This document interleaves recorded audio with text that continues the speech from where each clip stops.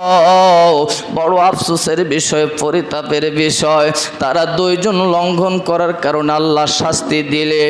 এ মুসলমান বীরা, আমার বন্ধুগণেরা, 1,00,000 মতান্তরে 2,24,000 পয়গম্বর গত হয়ে গেছে।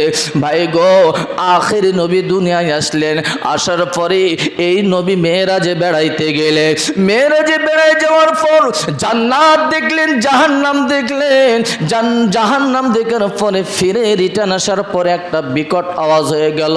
জিব্রাইলকে জিজ্ঞেস করলেন, জিব্রাইল, এই বিকট আওয়াজটা কোথা থেকে আসলো? জিব্রাইল বললেন, নবী গো, আল্লাহ পাক যেই দিন আসমান তৈরি করেছিলেন, জমিন তৈরি করেছিলেন, 6 দিনে সব কিছু তৈরি করেছিলেন। তৈরি করার পর আল্লাহ তাআলার হাতে, কুদরতি হাতে একটা পাথর ছিল, এই পাথরটা ছেড়ে দিয়েছিলেন।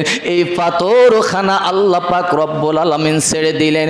প্রথম আসমান, দ্বিতীয় আসমান ভেদ করে, এভাবে করে জমিন ভেদ করতে করতে সপ্তম জমিনের স্তরে যায় আজকে পৌঁছিল। আর এই পৌঁছানোর শব্দটা আপনার কানে আসলো, বলেন সুবহানাল্লাহ।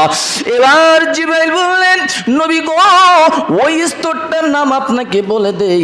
স্তরটার নাম হলো হাবিয়া নামক দোজক। ওই হাবিয়া নামক দোজকে আল্লাহর যারা নিমুখারামি করবে, আল্লাহ থেকে যারা বিমুখ হবে, আল্লাহর দাসত্বগিরি যারা করবে না, যারা এরকম ভাবে চগলখড়ি করবে, এরকম ভাবে মিথ্যা কথা বলবে, এরকম ভাবে যারা ডিনাই করে চলবে, অহংকার করে চলবে, হায়রে হামবে তাম ভাবে চলবে, এ দুস্তমের বেইরা, এভাবে করে দেখেন কত মাখলুকের শাস্তি হয়ে গেল।